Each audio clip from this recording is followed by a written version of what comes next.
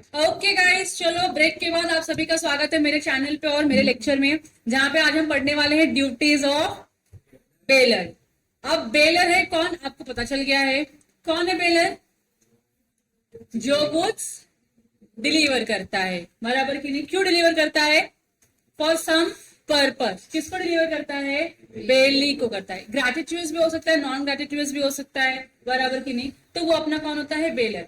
मतलब अगर, अच्छा, सबसे इंपॉर्टेंट, बेलर जो भी गुड्स डिलीवर करता है, गुड्स का ओनरशिप भी उसके पास होना चाहिए। ओनर रहता है गुड्स का, ठीक है। देखो, तो क्या कुछ ड्यूटी होनी चाहिए बेलर की जो बेली के टुवर्ड्स हो, कि भाई बेलर तेरे को ये तो चीज बेली को बतानी चाहिए, या ये चीज है इंटीमेट करनी चाहिए बेली को, या बेली के लिए ये काम करना चाहिए तुझको, बराबर की? कुछ तो ड्यूटी होनी चाहिए, कुछ कुछ। हाँ, वो ड्यूटीज कुछ क्या है यहाँ पे आपको पढ़ना है। The duties of the baler are spelled out in section number 150, 158, 159 and 164। तो अतरंगी 4 सेक्शन में ड्यूटी ऑफ बेलर्स बताई गई है। पहला सेक्शन है 150, दूसरा सेक्शन है 158, तीसरा है 159, फिर आता है डायरेक्टली 164। तो आप लोग याद करोगे सेक्शंस को? नहीं कर पाओगे तो मत करो, ज्यादा प्रेशर नहीं लेने का। याद कर सके इजीली तो याद करो, बहुत ज्यादा एफर्ट्स डाल के याद मत करना इन सेक्शंस को। सिंपल। देखो, अब जो भी ड्यूटी है उसको 3 अलग अलग कैटेगरीज में डिवाइड किया। देखो क्या, 4 है, 4। क्या बोलता है? Disclose known facts. जो भी फैक्ट गुड्स का बेलर को पता है, he has to disclose it to the bailee, बराबर की नहीं? एग्जाम्पल, मैं अनुराधा को कैल्सी दे रही हूं ताकि वो यूज कर सके एग्जाम में। मुझको पता है कैल्सी बंद है। मजाक कर रही हूँ मैं उसके साथ? मुझे बताना चाहिए अनुराधा कैल्सी बंद है, खरीद ले दूसरा मार्केट से, या बीच में बंद हो जाती है, नहीं चलेगी शायद से। मुझे बताना चाहिए था कि नहीं? मेरे गुड्स का फैक्ट मुझे डिस्क्लोज करना चाहिए था कि नहीं करना चाहिए था? मैंने नहीं किया। अगर मैंने नहीं किया तो मैंने डिफॉल्ट कमिट किया है। यस।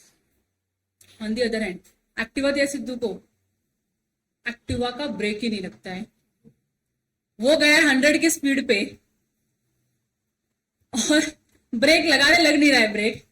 तो ये मुझको पता है कि ब्रेक नहीं लगता एक्टिवा में, मुझे उसको बताना चाहिए ना कि भाई रिस्की है, स्लो जाना, स्पीड से मत जाना। आखिर मुझे बताना चाहिए था कि नहीं? मैंने नहीं बताया। तो यहाँ पे अगर मैंने कोई फैक्ट जो मुझको पता है किसी भी गुड्स के बारे में, जो बेली को बताना चाहिए था और मैंने नहीं बताया, तो क्या मैंने डिफॉल्ट कमिट किया है? यस। तो क्या मेरी ड्यूटी है डिस्क्लोज करना? यस। तो it is my duty to disclose the facts of the goods to the bailee. ठीक है, पहला पॉइंट क्लियर है। Second, bear necessary expenses.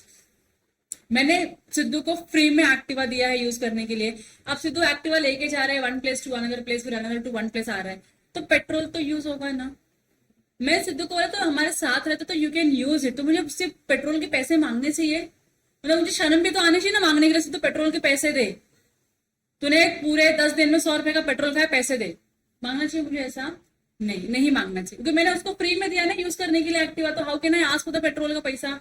ठीक है। तो कुछ जो नेसेसरी एक्सपेंसेस है वो आपको बेयर आउट करने हैं। जैसे अगर अनुराधा अपने एग्जाम सेंटर में होती और वहां से मुझको फोन करती कि मैम कैल्सी चाहिए, प्लीज भिजवा दीजिए अरेंज करके, और मैं लिटरली उसको कैल्सी यहाँ से कुरियर करके देती हूँ ताकि उसके एग्जाम सेंटर पे पहुंच जाए। मानो जल्दी पहुंच जाएगा, मतलब विद इन 1 और 10 to 15 नजदीक का लोकेशन, तो 10-15 मिनट में पहुंच जाएगा। तो मैंने एक्सपेंस किया ना, तो मुझे बेयर करना पड़ेगा। किसको? बेलर को। गुड्स डिलीवर करने के जो भी खर्च आएंगे बेलर बेयर करेगा, बराबर कि नहीं? मैं कुरियर दे रही हूँ ब्लू डार्ट ताकि दिल्ली पहुंच सके। मैं महाराष्ट्र में हूँ, मेरा गुड्स जाना कहाँ पर है? दिल्ली में जाने का है, तो मैं खुद लेके जा नहीं रही हूँ, वरना खर्चा बहुत बढ़ जाएगा। तो मैंने बोला कुरियर वाले को देती हूँ, प्रोफेशनल कुरियर या फिर जो ब्लू डार्ट है, मैंने उनको सिलेक्ट किया। मैंने बोला भैया ये गुड्स से ये एड्रेस से पहुंचा देना। तब गुड्स महाराष्ट्र से दिल्ली जाने के लिए कुछ ना कुछ तो पैसा लगेगा, खर्चा लगेगा, डिलीवरी चार्जेस लगेगा, तो मुझे बेयर करना पड़ेगा कि नहीं करना पड़ेगा? यस। तो बेयर नेसेसरी एक्सपेंसेस, जो रेलेवेंट नेसेसरी एक्सपेंसेस है वो आपको उठाना पड़ेगा। क्लियर हो गया? Third, इंडेमिनिफाई the belly. इंडेमिनिफाई क्या होता है पता है आप लोगों को? क्या होता है? To make the loss good. अगर बेली को आपकी वजह से नुकसान हुआ है तो आपको क्या करना पड़ेगा? इंडेमिनिफाई करना पड़ेगा। समझ में आया? और लास्ट क्या बोला है, bound to accept the goods. जब बेली आपको गुड्स पर्पस अकम्प्लिश होने के बाद रिटर्न दे रहा है, जिस तरीके से आपने गुड्स दिया था, जिस कंडीशन में आपने गुड्स दिया था, सेम कंडीशन में आपको रिटर्न दे रहा है, तो क्या आपकी रिस्पॉन्सिबिलिटी है गुड्स को एक्सेप्ट करने की? आंसर इज यस, ये आपकी ड्यूटी है गुड्स को एक्सेप्ट करने। समझ में आ गया? भी सिंपल है कि नहीं है? लेकिन तुमको लगता है अपनी इंस्टीट्यूट इसको सिंपल रहने देगी? अरे ऐसा क्या है, तुम नेगेटिव थॉट लेके बैठे हो सकता है सिंपल, हो सकता है ऐसे भी कर रहे हो। देखो, bailor's duty to disclose faults in the goods bailed. जो भी गुड्स आपने बेली को दिया है फॉर सम पर्पस, अगर उसमें कोई फॉल्ट है, that you have to disclose to the bailee. Simple है। देखो, in case of gratuitous bailment, gratuitous bailment का मतलब क्या है? फ्री वाला बेलमेंट।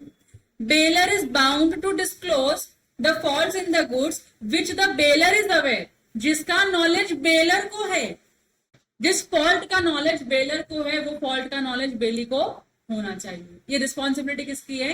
बेलर की है, उसको इंटीमेट करने की। Which are materially interfere with the use of them और to expose the bailee with extra ordinary risk. जो उस गुड्स को यूज करने के जो भी रेलेवेंट चीज है, वो आप बता दो उसको कि भाई इसको ऐसे ही गिवन डायरेक्शन में ही गुड्स को यूज करना, बराबर कि नहीं? वही डायरेक्शन में यूज कर रहा है, वरना कुछ भी लेने की देने पड़ सकते हैं तुझको, तो जरा संभाल के गुड्स को यूज करना। या फिर इसको उस गुड्स के रिलेशन में कुछ रिस्क एसोसिएटेड है, जैसे मैंने बताया कि ब्रेक फेल हो गया है, तो बताना चाहिए कि ब्रेक फेल है, स्पीड ज्यादा बढ़ाना मत, स्लो स्लो ही जाना। समझ में आ रहा है आप लोगों को? तो इंटीमेट करना जरूरी है कि नहीं? जरूरी है। And if he does not make such disclosure, he is responsible for the damages arising to the bailee directly from the fault. तो ना मैंने ना विनायक सर ने सिद्धू को बताया कि भाई ब्रेक फेल है। सिद्धू गया फुल स्पीड में घर पे और घर तक पहुंचा ही नहीं, वो रास्ते में ही वो हो गया टैंक, मतलब गिर गया, उसकी एक्टिवा उल्टी हो गई और वो गिर गया क्योंकि ब्रेक लगा ही नहीं। And he was full confidence में कि भाई अब तो ब्रेक लग जाएगा, मजा आ जाएगा, ऐसा मतलब फुल हीरो बन के जाएंगे अपन लोग। और ब्रेक नहीं लगा, जिसकी वजह से सिद्धू का हो गया एक्सीडेंट। अब उसका हाथ में फ्रैक्चर आया, पैर में फ्रैक्चर आया। Now who is responsible for this fracture of Sidhu? मैं और विनय, क्योंकि हम लोग बेलर थे और हम लोगों ने उसको बताया नहीं। समझ में आ रहा है आप लोगों को? तो ग्रेच्युटी से तो इसका ये नहीं मतलब है कि तुम उसको गुड्स देके उसका डैमेज करवा दोगे, कि ऐसे नहीं तो ऐसे पैसे रिकवर करेंगे तेरे से, ऐसा नहीं करना है आपको। ग्रेच्युटी वैसे फ्री वाला है, अगर फ्री का भी आप गुड्स देते हो तो you have to disclose it कि भाई ये गुड्स में ये प्रॉब्लम है, संभाल के जाना। और अगर आपने डिस्क्लोज नहीं किया और बेली को लॉस हो गया, तो बेलर की रिस्पॉन्सिबिलिटी है डैमेजेस पे करने की। समझ में आ गया? Example, A lends a horse which he knows to be vicious to be. Vicious का मतलब अनसाउंड। ओके, मेरे को भी नहीं पता, एक बार देख लो, लेकिन फिर भी मैं लिख रही हूं तुम्हारे बोलने के ऊपर।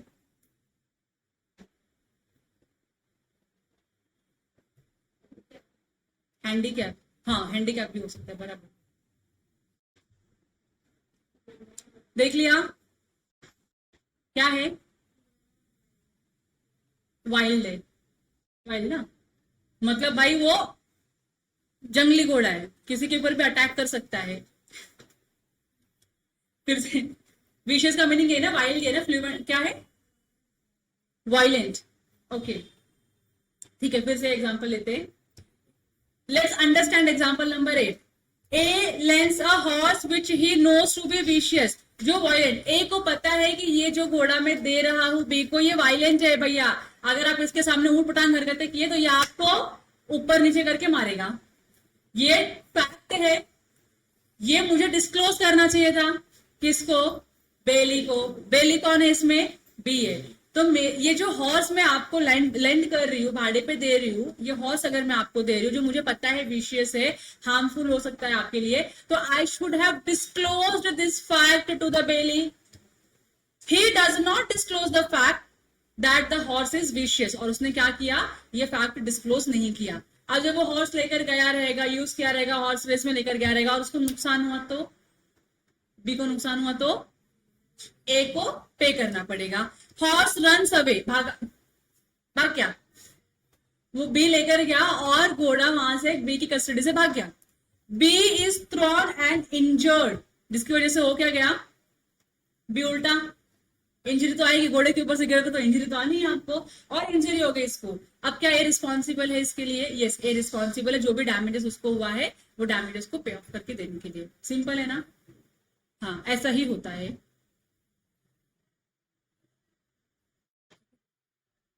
Next, in case of non gratuitous bailment, non gratuitous मतलब जो फ्री वाला नहीं है। If the goods are bailed for hire, hire पता ना आपको, भाड़े पे लेना, the bailor is responsible for such damages whether he was or he was not aware of the existence of such fault in the goods bailed. Say for example, मेरी एक tempo है, tempo ऐसे नहीं होती है, ठीक है, यहाँ पे ड्राइवर बैठा है, यहाँ पे गुड्स लोडेड है, इसमें पूरा गुड्स लोडेड है। मरीन लग रही है क्या? मेरी एक टेम्पो है, अब इस टेम्पो में ना गुड्स लोड होता है, तो मैं क्या करती हूँ, मैं टेम्पो की मालकिन हूँ, मैं खरीदती हूँ और टेम्पो में लोगों को भाड़े पे देती हूँ, बोलती हूँ आप लेके जाओ अपना सामान, आप इसमें डाल के लेके जा सकते हो, ठीक है। You can carry your goods through this vehicle and जो भी हायर चार्जेस होगा, जो भी रेंट वगैरह होगा, आप मुझको दे देना, बराबर की नहीं? ये मैंने किया ऐसा। अब मुझको लग रहा है कि मेरा जो व्हीकल है it is in super duper condition, उसमें कोई दिक्कत ही नहीं है, मेरे को ऐसा लग रहा है, मैं तो यूज तो कर नहीं रही हूँ, लेकिन उसमें कुछ फॉल्ट है जो मुझको नहीं पता है। मेरे गुड्स में कुछ जो मैं बेल्ड कर रही हूँ उसमें कुछ फॉल्ट है जो मुझको नहीं पता है। जो फॉल्ट मुझको पता ही नहीं है, मैं बता पाऊंगी सामने वाले को? नहीं। तो मेरे गुड्स का ब्रेक फेल है, फोर व्हीलर है, टेम्पो है, सॉरी टेम्पो है, टेम्पो का ब्रेक फेल हो चुका है, ये मुझको नहीं पता। मुझको क्यों नहीं पता? क्योंकि मैं टेम्पो को यूज ही नहीं करती हूँ। अब जिसको पिछली बार दिया था वो बंदा लेकर गया, ब्रेक फेल करके लाया, बताया ही नहीं उसने, तो मेरे तक इन्फॉर्मेशन आई नहीं, और मेरे गुड्स मैंने एज इट इज दूसरे को दे, मैंने बोला बहुत अच्छी कंडीशन में आप गुड्स लेके जाइए। इसमें ब्रेक फेल होने की वजह से टेम्पो का क्या हो जाता है? एक्सीडेंट हो जाता है, एक्सीडेंट हो जाता है। आप बताओ, टेम्पो का एक्सीडेंट हुआ तो सब गुड्स भी डैमेज हुआ, उसको भी इंजरी हुई, बराबर की नहीं? और व्हीकल भी क्या हो गया? डैमेज हो गया। तो क्या बेली जो हायरर है, जिसने गुड्स भाड़े पे लिया था मुझसे, क्या वो मुझसे पैसे रिकवर कर सकता है? मुझको फैक्ट नहीं पता है कि मेरे गुड्स में फॉल्ट है। Can he recover the money from me? Can he recover the damages from me? Yes. Non gratitude है, जब आप कोई काम फ्री में नहीं करते हो तो you are responsible to know in and out of the goods. आपको पता होना चाहिए कि आपके गुड्स में क्या सही है, क्या गलत है, क्या करने से क्या होता है, ये आपको पता होना चाहिए था। आपने नहीं बताया, और नहीं बताने का पैसे भी तो ले रहे हो सामने वाले से काम करने के, गुड्स भाड़े पे दे रहे हो तो आप पैसे भी तो उससे रिटर्न में ले रहे हो, और आपने उसको ये फैक्ट नहीं बताया। गलती आपकी है क्योंकि आपको भी नहीं पता था ये फैक्ट के बारे में, तो लॉ बोलता है हमको वो मैटर नहीं करता। नॉन ग्रेटिट्यूअस है ना, तुझको नहीं पता था या तुझको पता है, वो इररिलेवेंट है। यहाँ पे तुझको पता होना, तुझको नहीं पता होना क्या होता है? इररिलेवेंट होता है। अब बेली को डैमेज हुआ है, you have to pay the damages. समझ में आ गया? बेली को क्या हो गया? डैमेज हो गया ना, अब डैमेजेस आपको पे करना पड़ेगा, उसके एक्सीडेंट का खर्चा, उसके गुड्स का खर्चा, उसको आपको रिटर्न देना पड़ेगा। और जो गाड़ी खराब हुई वो तेरे ऊपर ही है, तुझको ही करना पड़ेगा रिपेयर। समझ में आ गया आप लोगों को? देखो एग्जाम्पल क्या लिखा है, A hires a carriage of B, the carriage is unsafe. ये कैरेज क्या है? अनसेफ, मतलब कुछ ना कुछ इसमें प्रॉब्लम होगा, इसके लिए वो सेफ नहीं है। Though B is not aware of it, B को पता ही नहीं, मालिक है, नहीं पता उसको, और उसकी वजह से ए क्या हो जाता है? इंजर्ड हो जाता है। तो now here B is responsible for the A's injury, क्योंकि आपको पता होना चाहिए था गुड्स के डिफेक्ट के बारे में, which you did not know, and hence you could not convey it to the bailee, hence the bailee has suffered a loss. Now you have to pay the damages to the bailey. यहां तक clear हो गया? Simple है, दो चीजें clear हो गई। अब यहाँ पे केस हुआ है, केस मैंने भी नहीं पढ़ा है, लेट्स रीड इट टुगेदर कि केस क्या है। In Hyman and wife versus Nye and sons, Hyman and wife मतलब हेमन यहाँ पे कौन होगा? हस्बैंड होगा, और ये इसकी वाइफ है। हस्बैंड और वाइफ ने मिल के नी एंड सन्स कोई एंटिटी है उसके ऊपर क्या किया है, केस किया हुआ है। हुआ क्या है इसमें, A hired from B a carriage along with the pair of horses and a driver for a specific journey. Particular journey के लिए उन्होंने क्या किया, एक कैरेज लिया, किससे लिया, बी से लिया, और उसमें क्या है, इसमें दो मतलब घोड़ा गाड़ी, सिंपल लैंग्वेज में घोड़ा गाड़ी लिया है, और अलॉन्ग विद द ड्राइवर की भाई वो घोड़ा गाड़ी चलाएगा और हमको तो आता नहीं है, तो आपको हैंडल करना है। यहां तक समझा आप लोगों को। पर्टिकुलर जर्नी के लिए आपने क्या क्या कैरेज लिया है, हॉर्स लिया है और ड्राइवर लिया है। During the journey a bolt in the under part of the carriage broke away. Bolt होता है आपको पता है ना, बोल्ट क्या हो गया है, टूट गया है जब आप ऑन द वे जा रहे थे। As a result of this the carriage became upset and A was injured. अब कैरेज क्या हो गया, आपका खराब हो गया, और इंजरी तो होनी है क्योंकि आप लोग उस कैरेज में सवार हो, आप सवारी हो, सवारी अब जब सवारी आपकी टूट गई है तो खत्म हो गया ना आपका जिंदगी में, आप तो गिर जाओगे नीचे, कुछ भी हो सकता है, तो you have suffered a loss. It was held that B was liable to pay the damages to A for the injury sustained by him. Simple है कि नहीं है। अभी आप कार से जा रहे हो, आपने किसी, जैसे अभी ओला उबेर है, ओला उबेर में क्या होता है, आप बुक करते हो उबेर, ड्राइवर होता है, ड्राइवर आएगा आपको पिकअप करेगा, पिकअप करने के बाद जो भी डेस्टिनेशन है वहां पे आपको ड्रॉप कर देगा, बराबर कि नहीं। अब गाड़ी में कुछ डैमेजेस है या गाड़ी में कुछ फॉल्ट है, ये ओनर को पता होना चाहिए, सो द ड्राइवर को भी पता होना चाहिए ना, ओनर को पता था ना ड्राइवर को पता था, क्योंकि कैब किसी और की होती है, ड्राइव कोई और करता है ओला उबर के सिचुएशन में। यहाँ तक क्लियर है। अब आप तो जनरल पैसेंजर हो, आप तो पैसे दे के गाड़ी में बैठे हो, और पैसे दे के गाड़ी में बैठने के बाद इफ यू आर अनसेफ तो क्या ही मतलब है, आगे जाके कुछ एक्सीडेंट हो गया छोटा मोटा due to the fault in the car के अंदर फॉल्ट होने की वजह से क्या हो गया, एक्सीडेंट हो गया, और जो कार के अंदर जो पैसेंजर बैठे थे उनको क्या हो गया, इंजरी हो गया। तो क्या ओला का ड्राइवर ये बोल सकता है कि मुझको तो नहीं पता था, या ओला का जो ओनर है, जो कैब का ओनर है, क्या वो ये बोल सकता है कि मेरे को तो नहीं पता कि मेरी कार डैमेज है, वरना मैं रिपेयर करवा देता। तो मुझे जब जिस चीज का नॉलेज ही नहीं है, मैं उस चीज का लॉस क्यों बेयर करूं।